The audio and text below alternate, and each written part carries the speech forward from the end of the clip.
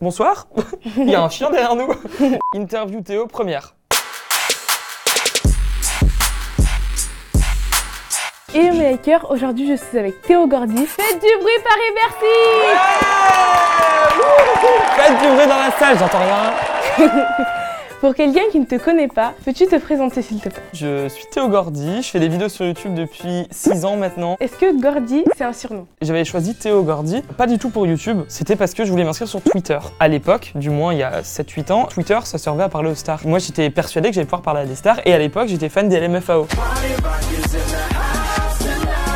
Je me suis dit comment je vais pouvoir faire pour entrer en contact avec eux plus facilement que les autres. Donc je me suis dit, je vais aller chercher leur nom de famille. Donc je suis allé sur Wikipédia. Leur nom de famille au chanteur c'était Gordy. Je me suis dit, si je mets Gordy, ils vont penser que je fais partie de leur famille.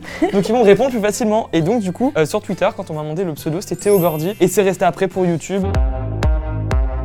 Quelle vidéo tu proposerais à une personne qui ne te connaît pas? Je dirais d'aller voir mes Gordy Show. Le Gordy Show, bien entendu. Ou alors mes traductions de chansons américaines en français. Elles sont drôles celles-ci. Voilà. Tomber amoureux, possibilité, je ressemble à ton besoin. Comment était Théo quand il était plus jeune? J'étais assez réservé quand même, j'étais timide, j'étais pas aussi extravagant que je peux être aujourd'hui, mais je faisais déjà mes vidéos en fait, bien avant de les poster sur YouTube. As-tu des frères et sœurs? Oui, j'ai un petit frère qui a 19 ans. Quel métier faisaient tes parents? Ils ont ouvert un restaurant. Ah. Voilà, donc ça fait quelques jours là actuellement, si tu veux tout savoir, tu as les scoops. Avant ma mère travaillait dans des bureaux et mon père il avait un food truck. Maintenant ils ouvrent un restaurant à deux dans le nord de la France. Ça fait Gordy Food? Alors pas du tout, ça fait pas Gordy Food, je pense que ça ferait fuir les gens, parce que je suis pas spécialisé dans la cuisine, donc vaut mieux pas. Tu es né dans le Nord? C'est le Nord. J'ai passé 18 ans, 19 ans de ma vie dans le Nord. J'adore cette région, je sais que c'est pas celle qui est la plus réputée pour être la plus incroyable, tu vois. Dunkerque, c'est pas Cannes ni Saint-Tropez, mais franchement, ça amuse bien. Et puis j'adore cette région, enfin, il y a tellement de choses à voir. Je suis à côté de la Belgique, je suis à côté des Pays-Bas, de l'Angleterre, enfin, il y a tellement de trucs. Et puis je pense que les gens se moquent un peu du Nord, mais franchement, allez-y, c'est plutôt pas mal. Je vous le conseille. Et toi aussi, je te le conseille d'ailleurs. Viens à Dunkerque, tu verras, c'est vachement bien. Est-ce que tu vas souvent à Dunkerque? Comment tu dis? Dunkerque. Dunkerque. Quoi, c'est pas comme ça? Dunkerque. Dunkerque. Mais c'était mignon, j'ai bien aimé. Bah écoute, j'y vais pas souvent parce que la seule raison pour laquelle j'y vais, c'est pour voir ma famille et mes amis. Mais là, j'y retourne bientôt et ça me manque un peu quand même. Comment se sont passées tes études? C'était sympa, j'ai fait des belles rencontres comme Leïla qui est toujours ma meilleure amie aujourd'hui. Hey, c'est quelqu'un que j'ai rencontré quand j'étais au collège.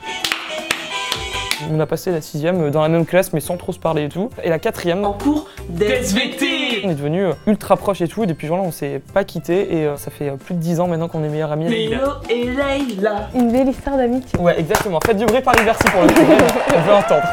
Non, je ne suis pas un écureuil. Comment as-tu eu l'idée de commencer YouTube? Je me suis pas dit je vais me lancer sur YouTube. C'est comme je te disais, j'ai toujours fait des petites vidéos, des parodies d'émissions, des courts-métrages et tout. En fait si tu veux j'envoyais mes vidéos par Messenger, tu vois, à mes amis. Bah tu sais quand on voit une vidéo ça met 3 plombes à charger et tout. Et je faisais ça à 10 personnes. Donc imagine 10 fois j'envoyais la vidéo. Et quelqu'un m'a dit mais mets-la sur un site qui s'appelle YouTube. À l'époque c'était pas autant connu que maintenant. C'est pour ça que ça fait peut-être un peu arriéré de dire ça. Mais on m'avait dit tu devras la poster une fois, tu la mets en privé et t'envoies juste un lien. J'ai dit bon ok allons-y. Donc je mets la vidéo sur YouTube. Un de mes potes me dit bah mets-la en public parce que j'aimerais l'envoyer tu vois à d'autres amis et tout. Puis le lendemain je me suis réveillé avec 200 vues. Je me suis senti comme Beyoncé. Oh baby, how you doing? Je me suis dit 200 vues, c'est quoi ça? Il y a tout Paris qui me connaît, il me faut des gardes du corps et tout, donc du coup voilà. Et c'est comme ça que j'ai commencé, j'en ai posté une deuxième, une troisième.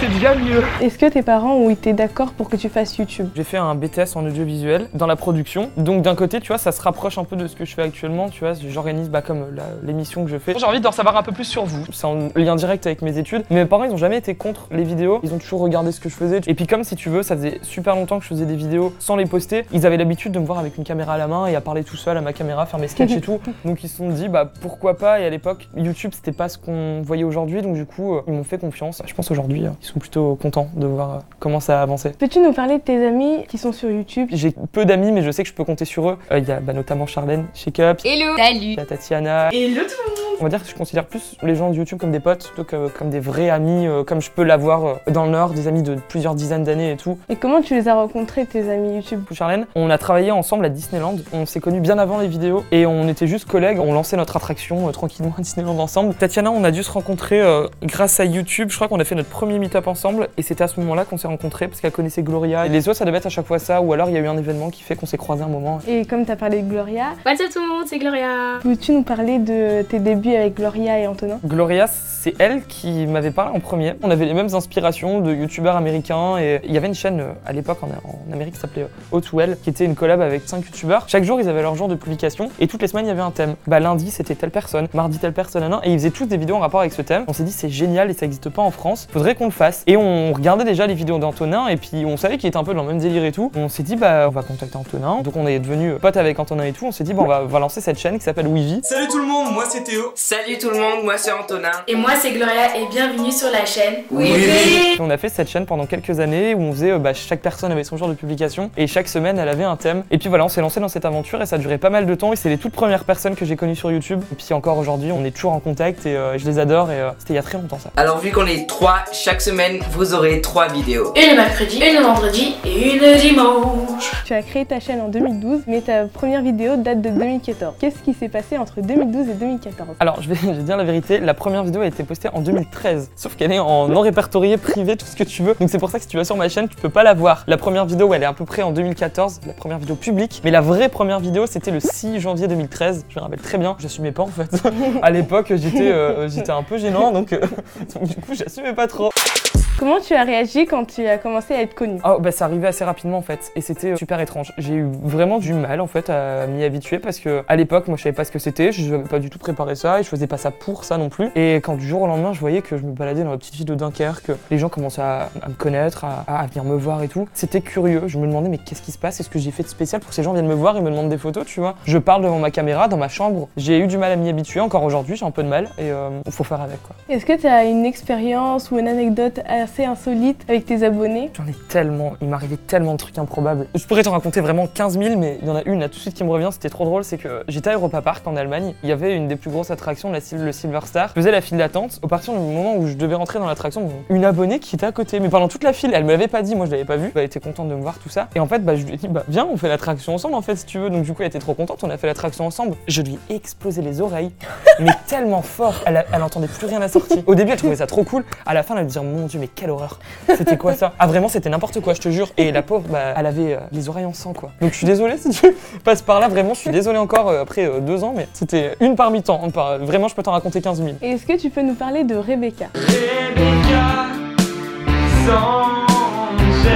Rebecca Sanchez, ouais c'est un personnage que j'avais fait sur ma chaîne il y a pas mal de temps aussi. Salut tout le monde, c'est Salut tout le monde. Salut. C'était une petite parodie d'une youtubeuse beauté. Donc sur tes paupières inférieures bissextiles, faut que tu mettes du vert cacadois pigeon. Attention, un pigeon. Je l'ai fait pendant quelques temps et j'ai arrêté. Et tu fais bien attention à mettre un trait vers le bas qui rappelle le smiley pas content. Tu sais quoi, je vais te dire un scoop énorme, je t'ai dit nulle part, mais Rebecca elle va revenir d'ici un petit peu avant l'été, une énorme vidéo avec Rebecca Sanchez, donc voilà, elle va revenir, tout le monde me l'a demandé, et puis ça fait 3 ans que j'ai pas posté de vidéo Rebecca Sanchez, et du coup Elle nous manque Rebecca. Elle nous manque, bah oui, et elle va revenir. Peut-être qu'on se retrouvera, je sais pas encore, parce que Théo il a pas donné sa décision pour la prochaine. Et comment as-tu créé le Gordy Show? Bienvenue dans le Gordy Valentine's Show. Comme je te disais, j'ai fait des études moi en audiovisuel, donc j'étais plus spécialisée dans la télé, les émissions de télé, tout ça. J'adore faire des émissions. J'ai commencé par ça en fait à l'époque, avant même d'avoir commencé YouTube. Et je me suis dit, je vais essayer de faire mon émission sur YouTube avec des youtubeurs. On va réaccueillir tout de suite s'il vous plaît, Maxime Tabar. Et d'essayer de créer tout un concept en direct sur une chaîne YouTube avec du public et tout ça. Est-ce qu'on peut aller dans le public? Est-ce que vous pouvez montrer si vous avez des bagues, des alliances? Des bagues, je sais de voir. Je peux t'en emprunter une? C'était un truc qui s'était jamais fait et je me suis lancé dans ce défi. Et aujourd'hui on en est quand même au 3e show et c'est génial. Enfin, à chaque fois je m'éclate à le faire et t'étais là, toi d'ailleurs. Faites du bruit pour samedi juin. Salut Maggie, ça va? Oui, ça va. Bien sûr. Tu m'as invité à filmer les coulisses. Je suis avec Théo Gordy. Oui, un vlog spécial Gordy Show. Oui. Trop bien. Et c'était génial, j'ai juste adoré. J'adore, j'adhère, je valide. Oui, la flamme avec le chat à saucisse. Et je suis trop contente de vous partager les coulisses pour vous montrer comment Théo il travaille dur parce que au début il court partout, j'essaie de suivre mais je trouve plus. Et franchement vraiment bravo parce que merci. ça se voit que tu donnes beaucoup et ça donne un très bon résultat. Merci, c'est très gentil, ouais, c'est du boulot de ouf mais c'était cool. Alors même moi j'ai pas de vidéo des coulisses donc je regarderai ce que t'as filmé parce que je crois que je cours partout, je vais être insupportable. Vraiment. Est-ce que tu as d'autres projets pour Théo Gordy? J'ai énormément de trucs qui arrivent qui vont être très cool. Bah, le Gordy Show aussi qui va revenir. C'est moi des projets, j'en ai toujours 15 000. Mais en tout cas, YouTube à fond avec des trucs très stylés qui vont arriver. T'as une autre chaîne qui s'appelle Encore Théo. Ouais. Est-ce que tu peux nous la présenter? Alors Encore Théo, une chaîne pour un peu partager mes voyages. Parce que moi j'adore plus que tout le monde les parcs d'attractions. Et j'ai aussi la passion pour Halloween, donc du coup aussi je montre tout ce qui se passe pour Halloween. On va faire une maison hantée surprise. Et du coup voilà, je voulais un peu faire une autre chaîne du vlog où je parle avec les gens, moins scénarisé tout ça. Et puis dans ma tête je suis très classé, nanana. Du coup il faut que je fasse une deuxième chaîne. Oh là, oh là, oh là, oh là, on va classé. Allez, de secours. C'est comme ça que j'ai créé Encore Théo et puis je m'éclate, vraiment je m'éclate de ouf sur cette chaîne, c'est trop bien. Le vlog improbable parce que je vous fais la surprise, je suis au Japon, donc vous allez voir un vlog de tout mon voyage au Japon. Est-ce que tu travailles seul ou en équipe? Et bah ça dépend. En ce moment, je commence à m'entourer de plus en plus de personnes parce que j'ai toujours envie de faire plus et plus et plus. Le Gordy Show, bah tu l'as vu, t'étais là, il y a 15 personnes presque qui travaillent parce qu'il y a 10 personnes à peu près sur le plateau, entre 5 et 10 qu'on voit pas, des voix off, des graphistes, tout ça. Bah là pour le coup, j'ai vraiment pas le choix de m'entourer parce que je peux pas faire ça tout seul, hein, tu l'as vu, c'est impossible. Je fais d'autres vidéos qui sont un peu plus scénarisées quand par exemple je fais des vidéos pendant 24 heures, je prends le métier de quelqu'un, bah là j'ai des cadreurs qui viennent avec moi. Cette année, je me suis lancé un petit défi. Occuper le travail d'une personne pendant une journée entière. En fait, il y a un problème avec les harnais de cette voiture. Oui, il y a un boulon qui bug depuis quelques jours. Si tu sens que ton truc qui commence à bouger et tout, tu t'accroches quoi. Ça donne un super résultat et puis après t'es content de ce que t'as fait. Donc ouais, je commence à m'entourer mais je garde plein de trucs que je fais tout seul. Et mes voyages et tout, je les fais tout seul quoi, mes vlogs aussi. Et comment te vois-tu dans 10 ans? Oh, c'est une bonne question. Dans 10 ans, bah, j'aimerais me voir toujours en train de faire mes projets, mes trucs fous que je sors de ma tête. J'aimerais vraiment. J'espère que le Gordy Show dans 10 ans sera toujours là parce que vraiment c'est un projet que j'ai depuis des années et que je me donne un mal fou à réaliser. Peut-être sur YouTube, peut-être ailleurs, je sais pas, peut-être avec moi, peut-être avec d'autres personnes, mais j'espère que ce format ça sera toujours là dans 10 ans. Vraiment, je croise des doigts. C'était épatant, puis-je me permettre de le dire? Écoute, on verra de quoi demain est fait. C'est difficile de répondre à cette question. Mais qu'est-ce que c'est que ça? On l'a trouvé. Mais non, je vais devoir... Hello. Je vois rien du tout. Et voilà, bonne chance. N'oubliez pas de vous abonner aux deux chaînes de Théo, Théo Gordy et Encore Théo, et à mon compte Instagram. Bisous mes likers. Et dédicace à Divine Pomzu Wanzola, François Kaba, Ayo Azilis, Nazéa, Gaël et Hélène, Lolo et ses délires, Winnie Infinity, Viri Goren, Basinga, Manza Maramel, Youssef, Abigail Queen, Eliane Nkonku, Manu, Marie Grr, Angélique Jacquet, Camille, Josué Lubanda, Amandax, Iris Mfege, Giloba, Eline du 6-7, Colette et à Oriana.